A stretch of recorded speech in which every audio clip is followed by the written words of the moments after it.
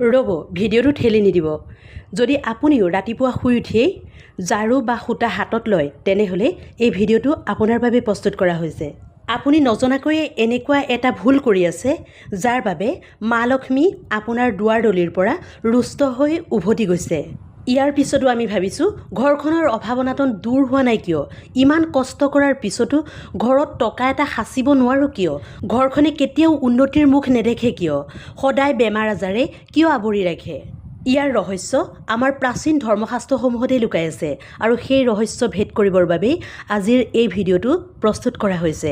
আমাৰ মহিলাসকলৰ ভিতৰত 90% মহিলাই সদায় ৰাতিপুৱা এই ভুল কৰি আহিছে। ৰাতিপুৱা শুই উঠিয়েই পোনে পোনে যিসকল মহিলাই ঝাৰু মাৰিবলৈ আৰম্ভ কৰে, তেওঁলোকৰ ঘৰতে ভয়ংকৰ দৰিদ্ৰতা হ'বলৈ ধৰে।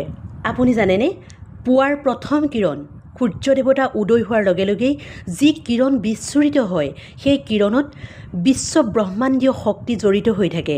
সেই প্ৰথম কিৰণ যেতিয়া আপোনাৰ চোতালত পৰিব, আপোনাৰ ঘৰৰ ভিতৰত সোমাবলৈ চেষ্টা কৰিব। আমাৰ শাস্ত্ৰসমূহে কৈছে ৰাতিপুৱাৰ সময় দেৱতাৰ সময়, আৰু আমাৰ মহিলাসকলে কি কৰে, ৰাতিপুৱা বিচনাৰ পৰা উঠিয়েই চিধাকৈ ঝাৰুডাল লৈ একো নভবা নিচিন্তাকৈয়ে ঘৰ চোতাল সাৰিবলৈ লাগি যায়। জানেনে, সেইটোৱেই 90% মহিলাৰ মাৰাত্মক ভুল। পুৰাণত আমি ব্যৱহাৰ কৰা ঝাৰুডালক মা লক্ষ্মীৰ স্বৰূপ বুলি মনা হয়। ঝাৰুডাল কোনো কাৰণতেই সাধাৰণ বস্তু বুলি নাভাবিব। ঝাৰুৱে কেৱল ঘৰৰ লেতেৰাবোৰ চফা কৰাই নহয়, আমাৰ জীৱনৰ নকাৰাত্মকতা, দৰিদ্ৰতা আৰু দুৰ্ভাগ্যকো ঘৰৰ পৰা বাহিৰ কৰে। কিন্তু যেতিয়া আপুনি ৰাতিপুৱা শুই উঠিয়েই একো নভবা নিচিন্তাকৈ ঝাৰুডাল স্পৰ্শ কৰিব, ইয়াৰ পবিত্ৰ উৰ্জা লগে লগে এক সাপলৈ পৰিৱৰ্তন হয়। আমাৰ ঋষিমুনিসকলে ধৰ্মগ্ৰন্থসমূহে সদায় কৈ আহিছে, ৰাতিপুৱা শুই উঠিয়েই নিজৰ হাতৰ তলুৱা দুখন চাওক। কিন্তু আজিকালি ব্যস্ততাপূৰ্ণ জীৱনত কোনেও ইমানবোৰ নীতি নিয়ম মানি থাকিবলৈ সময় নাই। সেইবাবে এগৰাকী মহিলাই, যাক ঘৰখনৰ গৃহলক্ষ্মী বুলি কোৱা হয়, তেওঁ শুই উঠিয়েই পোনে পোনে মুখ হাত নোধোৱাকৈ অপবিত্ৰ শৰীৰেৰে ঝাৰুডাল ধৰি যেতিয়া চোতালঘৰ সাৰিবলৈ লাগি যায়, সেই ক্ষণৰ পৰাই সেই ঘৰখনৰ উন্নতিত বাধা আহি পৰে। হয়তো আপোনাৰ এই কথাটো তেনেই সাধাৰণ যেন লাগিছে, কিন্তু ব্ৰহ্মাণ্ডীয় শক্তিৰ বাবে এইটো এটা বহুত ডাঙৰ অপৰাধ। ঝাৰুডালক অপবিত্ৰ হাতেৰে চোৱাটো সাক্ষাৎ ধনৰ দেৱী লক্ষ্মীক অপমান কৰাৰ দৰে হয়। এতিয়া হয়তো আপুনি ভাবিছে, যদি ৰাতিপুৱা ঘৰ চোতাল নাসাৰোঁ, ঘৰ দুৱাৰ পৰিষ্কাৰ নকৰোঁ, তেনেহ'লে তেতিয়া আমি কি কৰিম? প্ৰিয় দৰ্শক, আজিৰ ভিডিঅ'টোত সেই কথাটোৱেই জানিব পাৰিব। তাৰ আগতে সেই ভয়ংকৰ ভুলটোৰ বিষয়ে ক'বলৈ গৈ আছোঁ, যিটোৱে আপোনাৰ ঘৰৰ তেজুৰিটো সদায় উদং কৰি ৰাখিছে।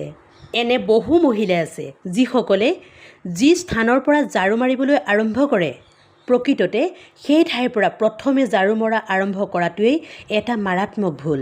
আপুনি জানেনে, যদি আপুনি ঘৰৰ মাজভাগৰ পৰা যিটো অংশক ব্ৰহ্মস্থান বুলি কোৱা হয়, সেই স্থানৰ পৰা যদি ঝাৰু মাৰিবলৈ আৰম্ভ কৰে, তেনেহ'লে তেতিয়া কি হ'ব জানেনে?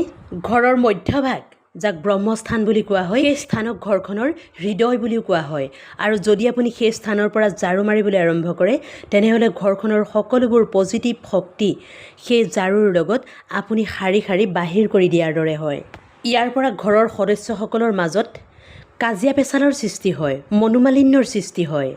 ঝাৰু মৰাৰ শুদ্ধ পদ্ধতি কি আৰু কোন সময়ত ঝাৰু মৰা উচিত, সেই লৈ এটা খুবেই সুন্দৰ কাহিনী আছে।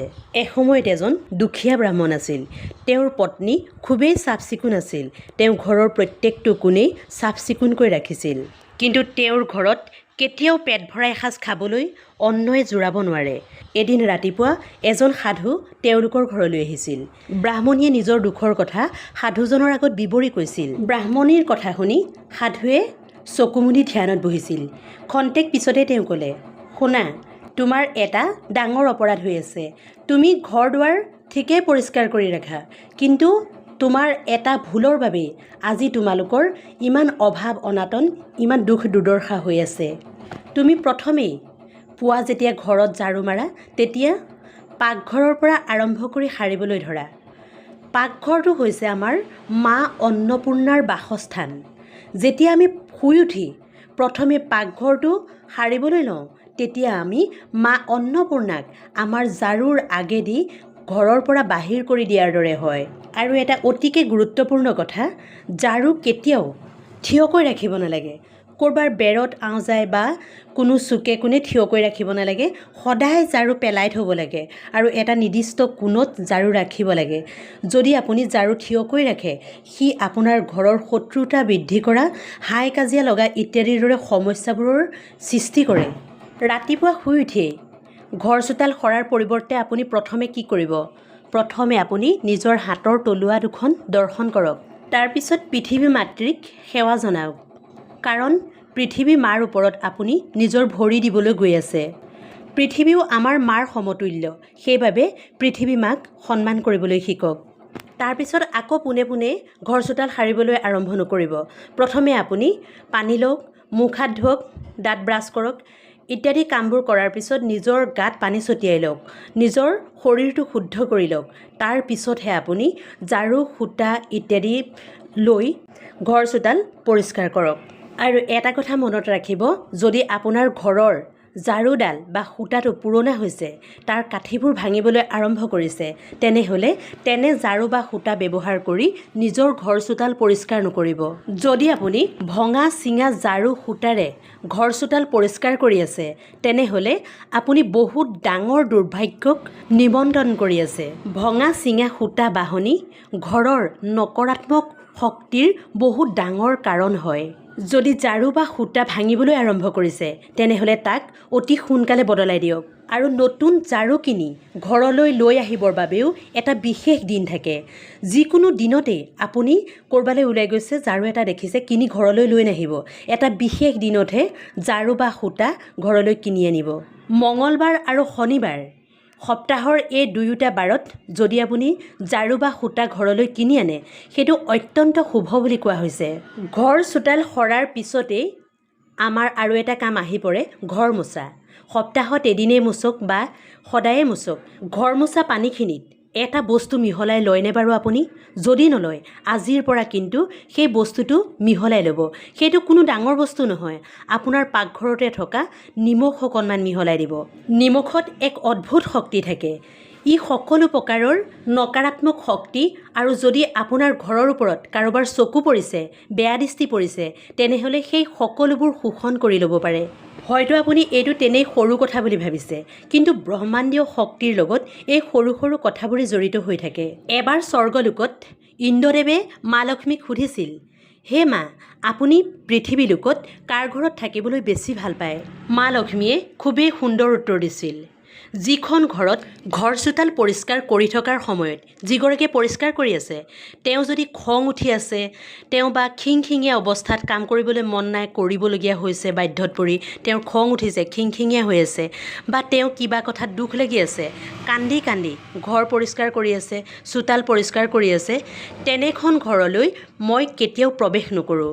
যদি আপোনাৰ কিবা কথাত খং উঠি আছে, তেনেহ'লে ৰৈ দিয়ক। খঙৰ অৱস্থাত কেতিয়াও ঘৰ সৰা বা চোতাল সৰা কামটো নকৰিব।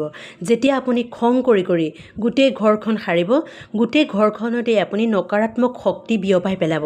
মনত ৰাখিব, যেতিয়া আপুনি ঘৰ চোতাল সাৰি থাকিব, তেতিয়া ভগৱানৰ নাম জপ কৰি থাকিব।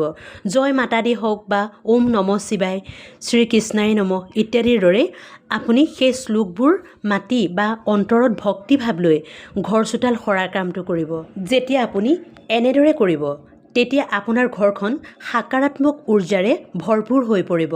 ঘৰৰ প্ৰত্যেকৰে মনত শান্তি বিৰাজমান হ'ব, আৰু যদি আপোনাৰ ঘৰলৈ যি আলহী অতিথি আহে, তেওঁলোকেও আপোনাৰ ঘৰখনত প্ৰৱেশ কৰাৰ লগে লগেই এক অদ্ভুত শান্তি অনুভৱ কৰিব। যদি আপুনি সন্ধিয়া সময়ত ঘৰ চোতাল সাৰে, সেই সময়টো হৈছে আমাৰ দেৱতাসকল আমাৰ ঘৰত প্ৰৱেশ কৰাৰ সময়। ঝাৰু সূতা ব্যৱহাৰ কৰোঁতে যি ধূলি উৰে, সেই ধূলিৰ দ্বাৰা দেৱতাসকলক অপমান কৰা হয়, আৰু তেওঁলোকে আপোনাৰ ঘৰৰ দুৱাৰমুখৰ পৰা উভতি যাব। গতিকে সন্ধিয়া সময়ত কেতিয়াও ঘৰ চোতাল সৰা কাম নকৰিব। কিবা কাৰণত যদি ৰাতি আপুনি ঘৰ সাৰিব লগা হৈছে, তেনেহ'লে ঘৰ সৰা জাবৰখিনি এটা কোণত ৰাখি থওক আৰু সেইখিনি ৰাতিপুৱাহে পেলাব। ৰাতিৰ ভাগতে কেতিয়াও পেলাই নিদিব। ঝাৰু সূতাৰ লগত জড়িত হৈ থকা আৰু এটা কথা, যিটো কথাই আপোনাৰ গাৰ নোম শিয়ৰাই তুলিব। যদি আপুনি ঘৰ সাৰি থাকোঁতে, চোতাল সাৰি থাকোঁতে খৰখেদাৰ বাবেই হওক বা থৈ দিয়া ঝাৰুত আপুনি অসাৱধানতাৰ বাবেই যদি উজটি মাৰে, বা ভৰিৰে স্পৰ্শ কৰে, আপুনি সেইটো সাধাৰণ কথা বুলি এৰি দিব পাৰে, কিন্তু শাস্ত্ৰমতে সেইটো এটা মহাপাপ হয়। কাৰণ ঝাৰু বা সূতা মা লক্ষ্মীৰ প্ৰতীক। যেতিয়া আপুনি ঝাৰু সূতাত ভৰিৰে স্পৰ্শ কৰিব, গোৰ মাৰিব বা ভৰিৰে মোহাৰিব, তেতিয়া আপুনি মা লক্ষ্মীক সেই আঘাত কৰাৰ দৰে হয়। গতিকে কেতিয়াবা যদি আপুনি ভুলতেও নজনাকৈও ঝাৰু সূতাত ভৰি স্পৰ্শ হয়, তেতিয়াহ'লে আপুনি তলমূৰ কৰি মা লক্ষ্মীৰ ওচৰত ক্ষমা খুজিব। আৰু এটা অতি মনত ৰাখিবলগীয়া কথা, যদি আপুনি ঝাৰু বা সূতা নিজৰ শোৱা ৰুমত ৰাখে, তেতিয়াহ'লে সেই ভুল কেতিয়াও নকৰিব। কাৰণ ঝাৰু সূতা আপুনি শোৱা ৰুমত চকুৰে দেখি থকা ঠাইত যেতিয়া ৰাখিব, আপোনাৰ বৈবাহিক জীৱনত কণ্ডল হোৱাটো নিশ্চিত। ঝাৰু বা সূতা ঘৰৰ এনেকুৱা এটা কোণত ৰাখক য'ত মানুহৰ পটককৈ চকুত নপৰে। ঝাৰু সূতা চকু পৰা ঠাইত থ'ব নালাগে। আলহী অতিথি বা ঘৰৰ মানুহ ওলাওঁতে সোমাওঁতে দেখি থকা ঠাইত কেতিয়াও ঝাৰু সূতা ৰাখিব নালাগে। আপুনি যেনেকৈ সোণৰ গহনা পাতি টকা পইচা মানুহে চকুত নপৰাকৈ সযতনে ৰাখে, তেনেকৈ সূতা বাহনীবোৰো তেনেকুৱা এটা নিৰ্দিষ্ট কোণত সদায় ৰাখিব, যাতে পটককৈ মানুহৰ চকুত নপৰে। বৃহস্পতিবাৰ ভগৱান বিষ্ণু আৰু দেৱগুৰু বৃহস্পতিৰ বাৰ। সেইদিনাখন বহুত পানীৰে উপঙাই ঘৰ দুৱাৰ পৰিষ্কাৰ কৰিব নালাগে, ঘৰ মচিব নালাগে। সেই দিনটোত অকণমান পানী ছটিয়াই আপুনি যদি পৰিষ্কাৰ কৰোঁ বুলি ভাবে মোহাৰিব পাৰে, কিন্তু বেছি পানীৰে ঘৰ দুৱাৰ মচিব নালাগে। প্ৰিয় দৰ্শক, যদি আজিৰ এই ভিডিঅ'টো আপোনাৰ বাবে উপকাৰী বুলি ভাবিছে, তেনেহ'লে ভিডিঅ'টোত এটা লাইক কৰি আপোনাৰ নিজৰ আপোন বৰ্গলৈ শ্বেয়াৰ কৰি দিব, যাতে তেওঁলোকেও এই কথাবোৰ জানিব পাৰে। আজিলৈ ইমানেই, ধন্যবাদ।